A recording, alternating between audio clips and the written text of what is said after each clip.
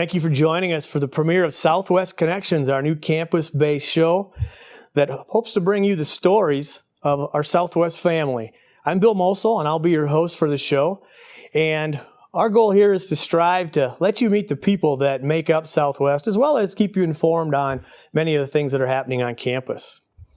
Our very first guest today is Ross Wastvedt. Welcome, Ross. Well, thanks, Bill.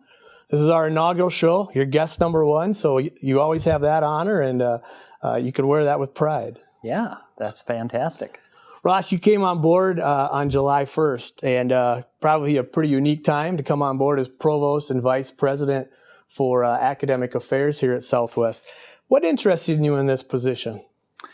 Well, so the interview happened in March, and in the lead up to the interview, I had been pretty selective about applying to institutions to make the move from my current position to provost. And what really stood out for on the part of SMSU was just how student-centered. Student-centered university with a clear commitment to teaching, and that really appealed to me. And when I looked a little closer at the strategic plan initiatives underway at that point, I just saw a really nice fit with my experiences. And then a big plus for me was the Minnesota location. So, Minnesota location, tell us a little bit about where you grew up. So I grew up by Fargo-Moorhead, kind of in the shadow of Moorhead State, as we called it then, in Concordia College, but Hawley, Minnesota, a small town about 20 miles east of Fargo-Moorhead. And then for junior high and high school, I was actually in Fargo. So proud Fargo North graduate, but a Hawley Nugget by birth. Yeah, great. That's right. So college, where did you get your undergraduate? Yeah, so I went to Gustavus Adolphus College down in St. Peter. And for me, that was a journey, at the time, Fargo boy, going down to southeast Minnesota, five and a half hours, but had a great experience there. And I was an English major. And then went to graduate school in University of North Carolina, Chapel Hill, which of course was a major journey for me. But again, just an outstanding experience at graduate school. And again, English PhD was my degree. English degree. What can you do with an English degree? I know. Run a talk show, write a letter, those kinds of things. That's right. English majors can do everything. They can. That's what I told my students. So how did you make the jump from an English major, English background, to college administration? Yeah, in some ways it was a jump because, moving from faculty to full-time administration is a jump, but in some other ways it was kind of a slide or a lean, I guess you could call it, because as a faculty member, like several faculty members do, I became involved in administrative tasks, writing a accreditation self-study, being on committees, chairing things, and it just got to the point where, well, one, I really enjoyed that work, and two, it was increasingly time-consuming, and so I thought, well, I'd probably better make a choice here. Recommit to being a full-time faculty member or lean into administration, and I've been very happy. So you came to us from Grandview University. What position did you hold there? Or positions, I should say. Right. Yeah, so I was hired into Grandview in Des Moines as Dean of Humanities and Education. And within a couple months of my taking that position, my colleague, hired at the same time as Dean of Social and Natural Sciences, resigned. And so for the next 2.5 years, then I was dean of both colleges. So I had the two hats, ran two different meetings. And that experience, I loved that experience. It gave me a chance to interact with, faculty from all of the departments, all the department chairs. And, it's that background and that experience, positive experience, that I think has been part of my motivation to, take this step to be provost. So provost, those of us in the academic world know what a provost is, but many people don't know what a provost is. So what does the provost position entail? Yeah, so my own daughter. So evidently there's an episode of Gilmore Girls, which are very popular for my daughter. She's 28 right now, but there's evidently an episode where Lorelai asks that very question. So what's a provost? I'll have a provost for lunch. It sounds like a sandwich. Anyway, it's a good question. A provost provides leadership, support, guidance, direction for a variety of campus offices and individuals. So along with provost, the title is, Vice President for Academic and Student Affairs. So I have oversight of academic affairs, student affairs, and the people, the good people who work in offices across both those areas. So it's both faculty and staff as well. Yeah, they don't get to be much more broad areas than academics and That's student right. affairs. I mean, you cover a pretty broad area. Yeah, and in some institutions, it goes both ways. And probably more institutions have those two positions split, but SMSU is not the only institution that combines them. And I'm really happy for the combined opportunity. My experience growing up as a faculty member was to interact quite a bit with individuals in student affairs on initiatives, on projects. So that actually was another reason this position appealed to me. Yeah. So you interviewed in March. That's right. You were hired and you started on July 1st. Mm-hmm. You got to be really good at Zoom. We welcomed you onto campus via a TV screen or a computer monitor. What have you learned about Southwest since you started under circumstances that most people don't start jobs under? Well, and so I was right at the point of transition. In fact, coming from Grandview in Des Moines, when my wife and I drove up for the interview, Des Moines was closing bars and restaurants as we crossed the border into Minnesota, and Minnesota hadn't yet done that, and then did the kind of later that day. So I felt like I was, at the point of transition. My interview had some face-to-face meetings, but many Zoom, and then of course since then it's been quite a bit of Zoom. What I've discovered about SMSU, in addition to kind of confirming my sense that it was a bunch of good people doing a bunch of good work for the sake of students, is just how beautiful the campus is. It wasn't particularly beautiful in March, right? But it is. Walking around, seeing kind of the inner quad area, the plantings, just a gorgeous campus, and it kind of just reinforces the spirit on campus. It makes sense that people want to be here, and that's what I've noticed too. Not that that's a surprise, but I've really noticed that students want to be on campus if at all possible. So speaking of students, let's talk about the numbers this year. Numbers look really good, and a very large freshman class, something we haven't seen in a number of years. And so people are excited about that. What does it mean for a campus, other than the obvious, when numbers are up? Yeah, of course it's good in all sorts of ways. But what it really indicates to me is that all of those small initiatives, all of those efforts that people are making on a day-by-day basis, as well as the big, the plans they come together and make, that those are paying off. Enrollment increases because you're doing good things, and word gets out. And it's not just marketing word, but it's word of mouth, right? It's, students telling other students that, hey, I got a good education at SMSU, or they care about me at SMSU. And so it's the cumulative result of a lot of positive effort by a lot of people. It's a really good sign. It's a good sign. And it creates a sense of excitement that you just hope to continue to build off of. So yeah, and that was really palpable. In one of the many Zoom meetings, as we're talking about COVID-related items, there was just a feeling even on the Zoom meeting of excitement when those enrollment numbers were shared. I think it might have been the State of the University address that happened just last week. Another exciting thing with this class is the diversity. The diversity of this class is probably the highest that we've seen in our history. What can you say about the diversity of this class and what it means? To some degree, the comments I just made, the result of a lot of good efforts by a lot of people. But in the case of the diversity, first of all, it's remarkable, it's outstanding, it's really a point of pride, I have to say. And it is the result of some very specific initiatives as well. I know we have the Mustang Pathway program that was new this summer, inaugural effort in doing that, and that has the conversation leading up to the summer program and the results of the summer program have strengthened diversity. We have our Office of Academic Opportunity and Success that's had a long track record of supporting diversity on campus. And then just a concerted commitment that gets articulated and re-articulated and really got a lot of emphasis last year, I think, with our new president. A lot of effort goes into recruiting, and our Office of Admission gets a lot of credit. But recruiting is really a campus-wide initiative. It takes everyone. We all play a very important role in that. As important as recruitment is, though, retention is also very important. And given your past experiences and what you've seen thus far here at Southwest, what ideas would you like to see us incorporate to kind of and maybe explore here on the retention front?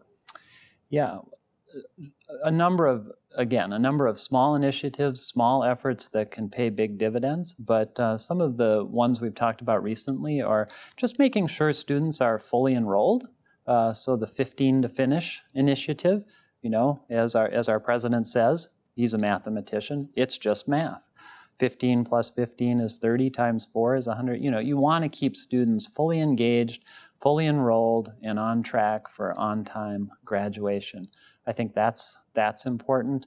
We've also started to explore something from the past at SMSU, just kind of a reintroducing supplemental instruction. So if we have courses where students struggle, identifying an accomplished peer to have participate in that course a second time and work in a tutoring capacity with students. Of course, we provide tutoring already, but this would be another level of tutoring.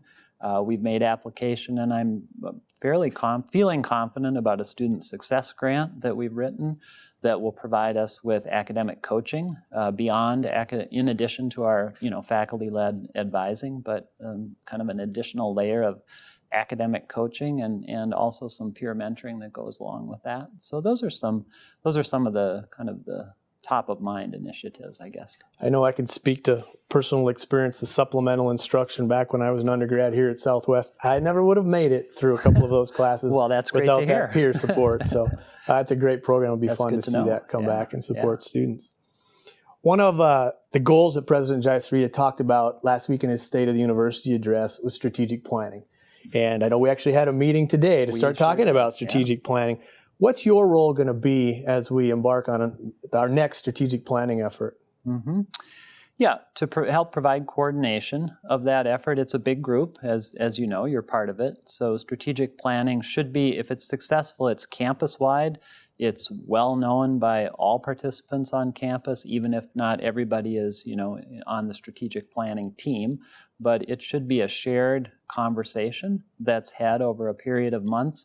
And then for the life of the plan, a good strategic plan has goals that are continuously held up and talked about. And we hold ourselves accountable for those goals. And so my role will be to ensure that that kind of forward momentum and visibility happens and that the communication facilitation happens. I really look forward to that work. Strategic planning is sometimes it can be daunting, but it really is such a crucial part of a university's growth as you look to evolve and stay current and be meaningful, not only for our students, our faculty and staff, but the region that we serve as well. Yeah, absolutely. And it just reminds us all of why we're doing what we do. I mean, that's the value of strategic planning. What are we trying to accomplish and how are we doing? Right. Yeah, I think we all welcome that kind of feedback on our purpose and our mission. So another initiative that we're starting to hear more about across the Minnesota state system, and we've already started some work here, is Equity 2030. Tell us about Equity 2030 and what that means for SMSU. Yeah, Equity 2030 is a system-wide initiative, as you said, and it was another reason that this position appealed to me, because I did learn about Equity 2030 at the point of interview as well. It's a system-wide commitment to improving the outcomes for all students, really, but particularly students we identify as typically underserved. And so Equity 2030 is all about outcomes and trying to achieve parity in outcomes. So does ideally our graduating class, in terms of how students are doing, would look like our entering class. In other words, students are working their way through SMSU in equally successful ways, no matter how we kind of slice and dice looking at students. And so it's good for the whole. It's good for every single student. The focus is especially on typically underserved students. So we've organized ourselves. It's kind of a parallel effort to strategic planning. We've organized ourselves into a big group and then subgroups within that big group having areas of focus, looking at such things as finances, financial resources, hiring, but then a range of, like student success and access and opportunity areas. I think a key component of that is starting to look at everything through an equity lens. Mm-hmm. And I know it's a conversation that we're having in every walk of what we do here at the institution, is starting to look at things with an equity lens so that we maybe see things differently, mm-hmm. or start to recognize where we are seeing things differently so that we can all improve and serve everyone and meet their needs. Right. Yeah, and it's probably, I hope, I'd be surprised if it doesn't lead us to kind of reprioritize, where we're putting our resources. It will lead us to see things we haven't seen before and to come up with some new initiatives, maybe stop one or two or things we're doing. So it will definitely be healthy for the institution, and it's an ambitious goal. We have to. I've already started reminding people that it's Equity 2030. It's not Equity 2022. We have some time to work in this direction. Right. Yeah. So last year, President Jayasuriya challenged SMSU and our academic side to come up with 5 online programs. I think we ended the year at 9. Mm-hmm. What have you learned about SMSU's online programs, and what would you like to see with SMSU going forward with online learning? Yeah, well, one really important component of that astonishing growth, I don't think there's a better word for it, to develop 9 programs in a year. A necessary component was also getting the Minnesota transfer curriculum, all the general education online as well, because you can't major in X if you can't also fulfill all your requirements. And so there was a really strong effort to do that as well. And what great timing, right? I mean, in some ways, maybe SMSU is just a little behind the curve in developing online programs, but the timing couldn't have been better to build that capacity prior to COVID, and then to be really well positioned to, kind of extend our reach and to reach more students. So it's both about breaking through geographic boundaries, but it's also about reaching students within our typical recruitment area who, for one reason or another, didn't have access or didn't have the opportunity that online programs provide. So to me, online programs are an important part of a repertoire of program offerings. They're not for everybody. Some students really prefer face-to-face offerings, but other students really prefer the online offerings. And it's just yet one more way for us to fulfill our mission. And as long as it's mission-driven, it's something we can all get behind. So you mentioned the elephant in the room, and that's COVID-19. COVID-19 obviously has changed education so much in the last 6 months. What has been the biggest challenge for you with the current COVID-19 situation? Yeah, that's a great question. I think my challenge is a challenge many people are facing, in that it's almost like a second occupation for us. We were trained and focused on doing one thing, and oh, by the way, now we have this COVID-related element to our jobs. And that's not necessarily bad. It's just, it is taxing, right? And what I've noticed is that my hope is that post-COVID, well, first that there is a post-COVID, but my hope is that post-COVID we will have built some capacity in doing this hard work. It's not that we don't communicate with each other already, but this work has forced us to kind of forge new channels of communication, and it's put faculty, administrators, staff in the same room, so Zoom room, if you will, so to speak, to solve problems. And I think that can't help but be good in the long run, because I have a feeling we'll look back on this and say, well, if we could have done that, we can do this. We did that. Look at what we did there. We came together and we solved those problems or addressed those problems. So I'm really hopeful about that. I think the other thing it's done is built capacity in teaching and learning. I think it's built capacity on the part of faculty to have some new tools in the toolbox, if you will. Perfect. Ross, I have one last question for you. Okay. If you could tell a prospective student and their family one thing about why SMSU is the best place for them, what would it be? We care about you. We care I about you. would, and I'd follow through on that and say everything we do is focused on you and your well-being and your success. Absolutely. Very, very simple, but very true. Yeah, So yeah. thank you very much, Ross. Thanks, Bill. So with COVID-19 limiting the number of activities across campus, a lot of things have shifted to online formats. And so we don't have a lot of activities to talk about, but there is one that I do want to lift up, and that is September 17th, coming up from 7 to 9. It's Mustang Success Night. And this event has gone virtual, and it's a very important event because it's an opportunity for our students to learn about some of the different services that are out there to help them be successful as they navigate their time here at Southwest. From residential life activities to student advising, to career services, to technology support. There are a lot of different things that will be available to them just to learn about here coming up on Thursday. The great thing about it is students can sign up for the sessions they want to participate in, and there's an opportunity to win great prizes. So I would encourage our students to take a look at Mustang Success Night. Go on the web and check it out, smsu.edu. It's one of the banners on the homepage.